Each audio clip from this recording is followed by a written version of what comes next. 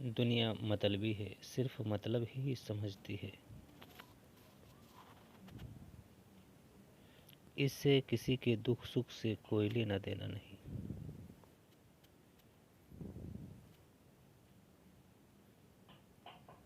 پڑھ کر کتاب کچھ پنوں کی وہ مجھے زندگی کا فلسفہ سکھا رہے ہیں۔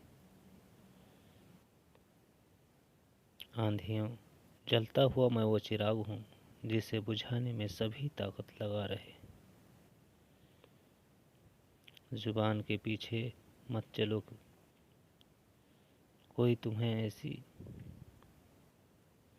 کہانی نہیں سنائے گا جس میں وہ خود غدار ہو۔